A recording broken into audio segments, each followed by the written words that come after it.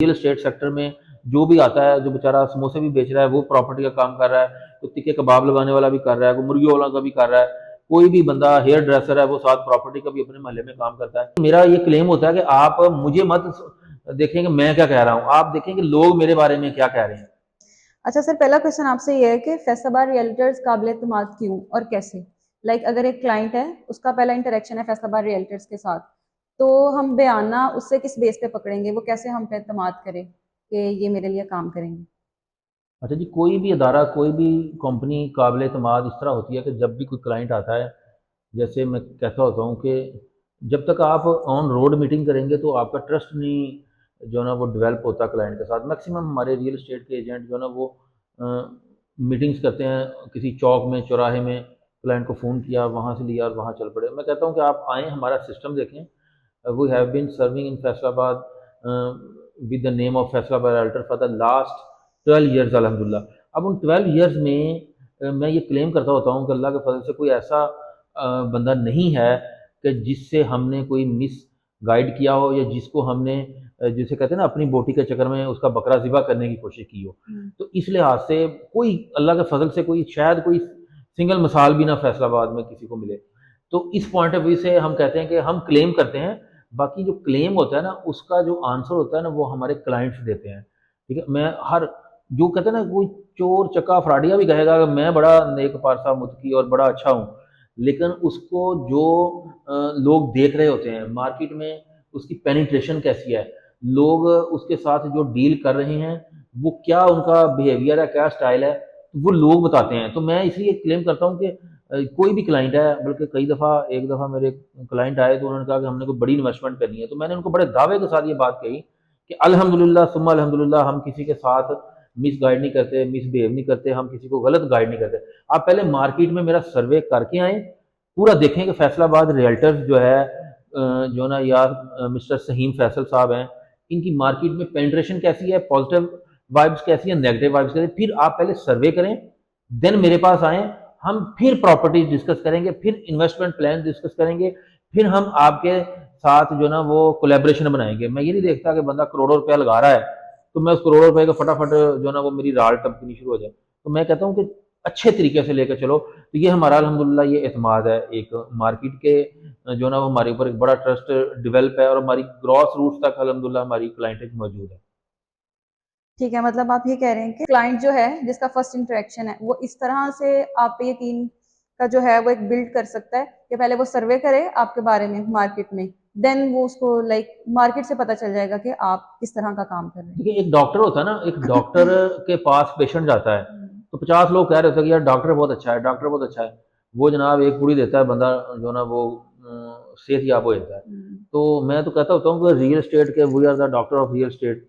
ठीक है, तो हमारे पास आने से पहले आप लोगों को चेक करें, लोग खुद देखें। मैं जितने मर्जी दावे करी जाऊँ, जितनी मर्जी बड़ी बड़ी बातें करी जाऊँ, उन बातों का कोई फ़ायदा नहीं है जब तक कि क्लाइंट मेरे मुतलका खुद से सर्वे नहीं करता।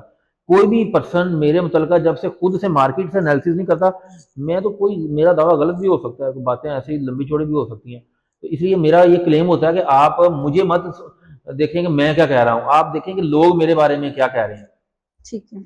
अच्छा, एक और क्वेश्चन है कि आप क्लेम करते हैं कि आप रियल एस्टेट कंसल्टेंट्स हैं, ठीक है?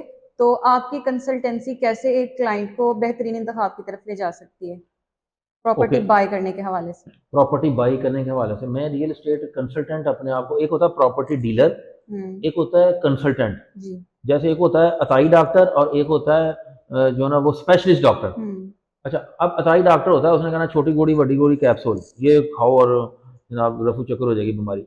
जो डायग्नोज करता है असल चीज़, जो कंसल्टेंट है मतलब दैट डॉक्टर बेसिकली वो डायग्नोज करता है। आप जाए ना किसी भी बीमारी में, सबसे पहले वो बीमारी जब तक डायग्नोज नहीं हुई कि बीमारी आई कहाँ से, प्रॉब्लम कहाँ से आई, हम रियल एस्टेट के अंदर हम डायग्नोज करते हैं। मेरे पास एक बायर बैठा होता है, मैं उस बायर को देखता हूँ कि यार वो जीन बना के आया होता है कि मैंने फलां चीज़ लेनी है, लेकिन जब वो मेरे पास बैठता है तो मैं उसको कंसल्ट करता हूँ, और कंसल्ट करने के पास कई दफ़ा होता ये है कि उसका वो, क्योंकि इस लिहाज से मेरी एक बड़ी स्टेट सी बात होती है कि because we are the expert, we have the expertise, हमारे पास रियल एस्टेट की एक्सपर्टीज हैं, तो आप हमारे ऊपर ट्रस्ट करें। मैं कहता हूँ कि आप अपने रियल्टर पे ट्रस्ट करें, कोई भी आपका एजेंट है, मैं नहीं कि मैं हूँ, किसी भी आप अपने एजेंट पे ट्रस्ट करें और उससे अपना पूरा मुद्दा बैठ के ना, कंसल्टेंट का मतलब ये होता है कि आप फ़ोन पे कंसल्टेंसी नहीं ले सकते, आप चलते हुए रोड पे कंसल्टेंसी नहीं ले सकते।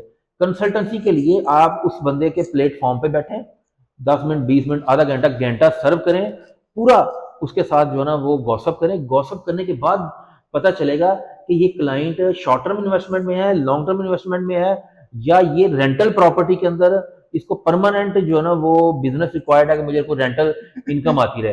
तो वो सारी चीजें जब तक कैथारसिस नहीं होगा, client catharsis is the most important in real estate sector.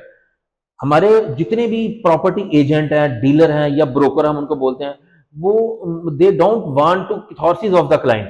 ठीक है, वो जस्ट उनकी उनका जहन मेजॉरिटी ऑफ हमारी इस कम्युनिटी में, बिकॉज यहाँ पर जो है ना वो क्वालिफाइड नहीं है इस फील्ड में ना लोग, तो वो कैथारसिस करना चाहते भी नहीं है और उनको कैथारसिस करना भी नहीं आता। जब उनको आता नहीं है कैथारसिस करना तो वो कंसल्टेंट बन ही नहीं सकते। ठीक है जी, तो इस लिहाज से मेरा ये स्टांड होता है कि आप क्लाइंट का कैथारसिस करें। जब तक कैथारसिस करके उसका मन हल्का करेंगे, उसकी तबीयत को जो चीज़ सूट करती है, जो अपील करती है, जब तक आप वो उसकी तरफ उसको लेके नहीं जाएंगे, ठीक है जी, तब तक वो कुछ हाथ नहीं आता, बेया है सहरगाही, तो हमें कुछ हाथ में आने वाली नहीं है चीज़, तो लाइक मज़ा आने वाला। इस तरह से कि आप कंसल्ट करेंगे, उससे बात करेंगे, बात करने से आपको पता चलेगा कि उसका माइंडसेट कैसा है, ठीक है, उसके अकॉर्डिंग आप उसको गाइड कर सकते हैं, कंसल्ट कर सकते हैं उससे। डेफिनेटली जी। डेफिनेटली, जब एक बंदा 2, 4, 5, 10 करोड़, 20 करोड़ की इन्वेस्टमेंट करना चाहता है, तो हम्म। मैं उसे पूछता हूँ कि भाई आप पहले कौन सी इन्वेस्टमेंट करके आए हैं, या कहाँ कहाँ आप इन्वेस्टमेंट करते हैं, उसका माइंड सेट दिखा जाता है कि ये बंदा शॉर्ट टर्म इन्वेस्टमेंट के मूड में है या लॉन्ग टर्म इन्वेस्टमेंट। आप देखें, आप क्रिकेट को मैं एक एग्जाम्पल देता हूँ, क्रिकेट में भेजते हैं कि इस वक्त 2, 4, 6, 8 छक्कों की जरूरत है, वो भेज देते हैं शाहिद अफरीदी को। जहां उनको पता है टुक टुक लगानी है, वो भेज देते हैं अब्दुल रज़ाक को या किसी और प्लेयर को टुक टुक लगाने। अब वो उसको पता होता है, जो प्लेयर खेल रहा होता है ना, ऊपर कैप्टन बैठा होता है, वो ही नोज वेरी वेल कि at this time, at this place, which player is the best for playing इस जगह पे। अब मैं चूंकि क्लेम करता हूं कि I am the consultant, I am the doctor of property, मुझे पता है कि ये साहब जो सामने बैठे हैं, घंटा मुझे देगा तो मेरे नजरियात से, मेरी चीजों से वो इख्तलाफ नहीं करेगा, वो कम से कम अपना जहन लेके आएगा, मैं उसे कर दूं। हाँ, फिर मैं कहता होता हूँ यार आपको मैंने ये गाइडलाइन दे दिया है, अगर आप इस गाइडलाइन के अलावा कोई चलना चाहते हैं तो आप मुझे बता सकते हैं, मैं आपके मुताबिक चीज़ भी ले दूंगा, कोई मसला नहीं। दिस इज़ माई परसेप्शन, ये मेरा मशवरा है, ये मेरी सोच है, आप अपनी सोच भी इम्प्लीमेंट कर सकते हैं। ठीक है सर, एक ऐसी चीज जो आपको दूसरे प्रॉपर्टी डीलर से अलग करती है, इनसे मतलब लाइक अपर लेवल पे लेके जाती है। लेकिन ये अपर लेवल पे माशाल्लाह अल्लाह ताला की ज़ात ही है, और उसके बाद होता क्या है कि मैं नहीं क्लेम करता कि मैं बहुत से लोगों से बड़ा अपर लेवल पे हूँ। मैं छोटा सा बंदा हूँ, आम सा मामूली सा बंदा हूँ, बहुत अच्छे अच्छे लोग मौजूद हैं, मेरे से अच्छे बंदे भी मौजूद हैं। मैं किसी को अपने से क्यों कहूँ कि वो कमतर है, वो ऐसा है।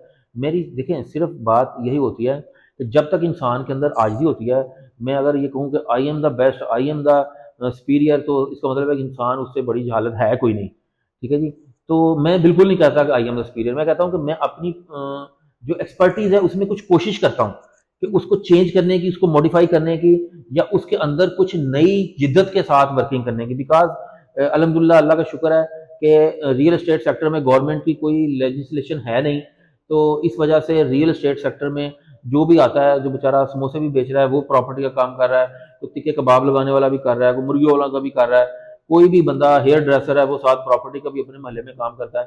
तो उनकी, मेरा अपना नुक्ता नजर है कि उनकी उस लेवल की एक्सपर्टीज होती नहीं। हम सुबह 7 बजे उठते हैं, अल्हम्दुलिल्लाह मेरा सुबह से शाम तक मिशन रियल एस्टेट होता है, अपने जो डीलर भाई हैं, जो रियल एस्टेट के लोग हैं, ब्रोकर हैं, उनको गाइडलाइन देना मेरा मिशन होता है।